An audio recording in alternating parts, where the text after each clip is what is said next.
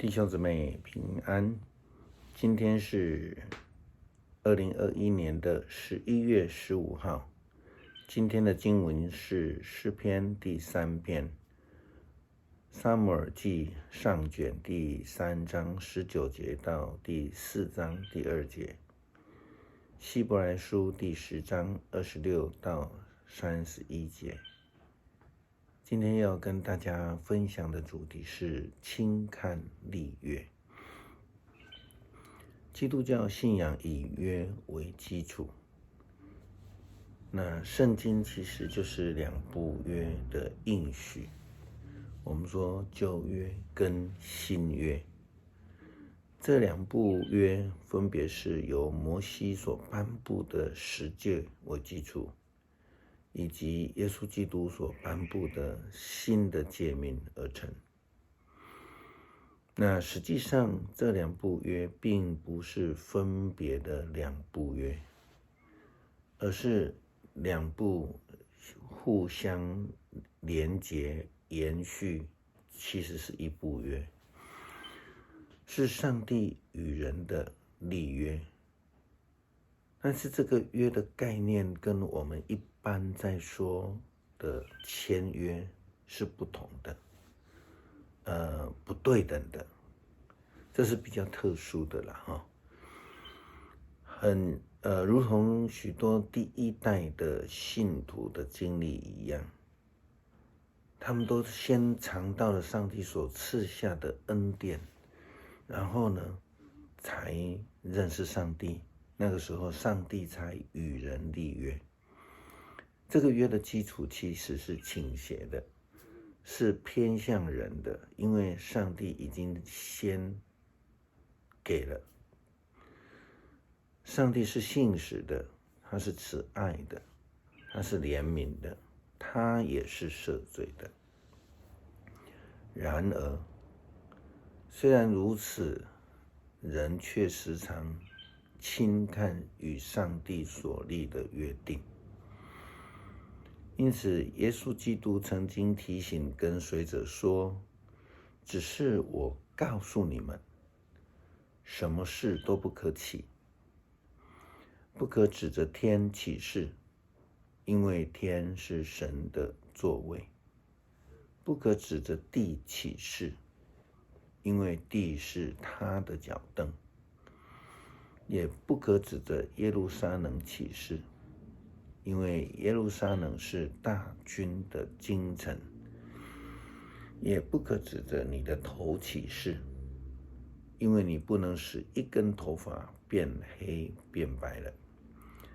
你们的话是就说是，不是就说不是。若再多说，就是出于那恶者。”这是马太福音第5章34到37节的记载。因为人们总是说的比做的来得多，说了就忘了要遵守这个与上帝的立约。上帝是信实的，他所应许的，他必然会实践它。上帝在以色列面对这个强敌非利士人的时候，他设立了撒母耳来担任领导以色列的责任。虽然是这样子，可是他们在撒母耳开始领导他们的时候，仍然遭受许多的困境跟挫败。那就如同摩西当时候选召了这个约书亚接替他来带领以色列人来出埃及进入应许之地的时候，圣经这样记载：摩西召了约书亚来，在以色列众人面前对他说：“你当刚强壮胆，因为你要和这百姓一同进入耶和华向他们的列祖所起誓应许之地，你也要使他们承受那地为业。耶和华在你的面前，他必与你同在，必不撇下你，也不丢弃你。不要惧怕，也不要惊慌。这是记载在申命记31章第7到第8节。上帝应许必与世人同在，他必定不撇下所立的约的对象。但是重点来了，就是人们是否忠于跟随上帝的旨意，忠于与上帝的立约。希伯来书第10章26到31节这样的提醒我们：如果我们认识了真理后仍然故意犯罪，就不再有任何可以赎罪的祭物了。我们只有战战兢兢地等候着审判和消灭敌对上帝之人的烈火。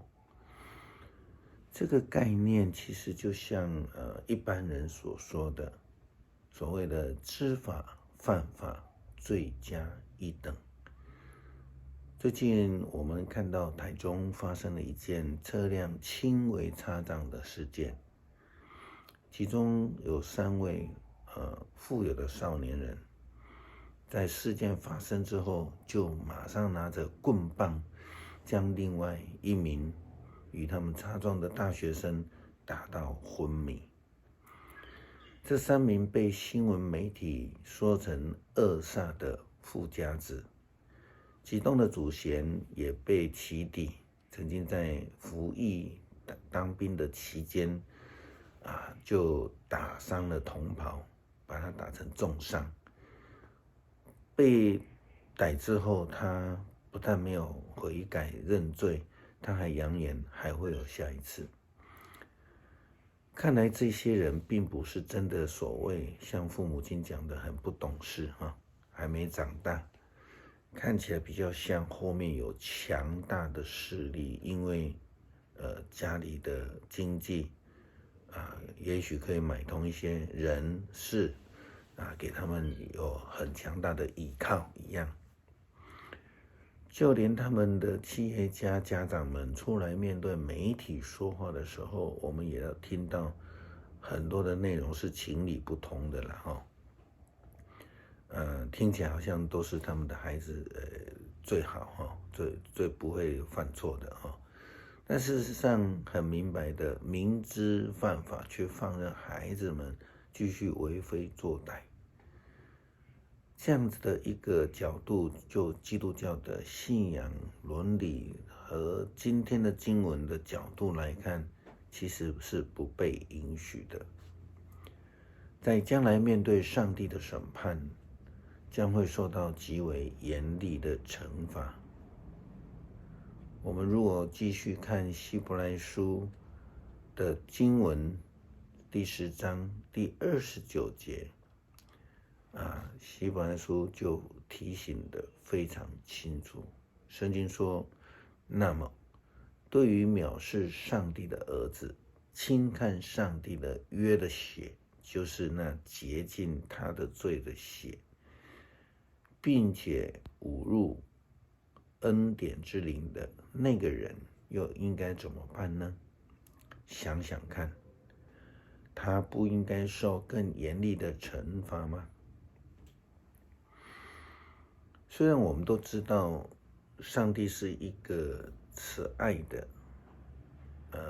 不是一个惩罚的上帝，基督教的信仰也不是一个以惩罚杀戮为基础的信仰。基督教的信仰其实是一个恩典赦免的信仰，但是并不因为上帝是怜悯，上帝的赦免，相信的人就可以为所欲为。上帝是慈爱的上帝，但是他同时也是严厉管教的上帝。如同诗篇第23篇的经文这样子提到，你的杖你的竿都安慰我。这个内容其实是在讲，上帝是一个管教，一个是保护。我们一起来读今天的诗篇第3篇。上主啊，我竟然有这么多的仇敌，有这么多的人攻击我，他们谈论着我说，上帝不救助他。但上主啊，你是护卫我的盾牌，你让我得胜，使我抬得起头来。我向上主呼求援助，他从他的圣山引导我。我躺下睡觉，我睡醒起来，上主都保护我。纵使有千万敌人围困我，我也不怕。上主啊，你来吧，我的上帝啊，救我吧。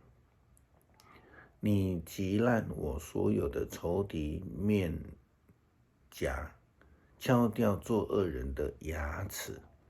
胜利从上主那里来，愿他赐福给他的子民。恳求上帝让我们能够看重立约，并且愿意守约，诚心诚意的领受上帝的旨意，愿意忠心跟随基督的脚踪，在我们的生命当中能够见证主名。阿们。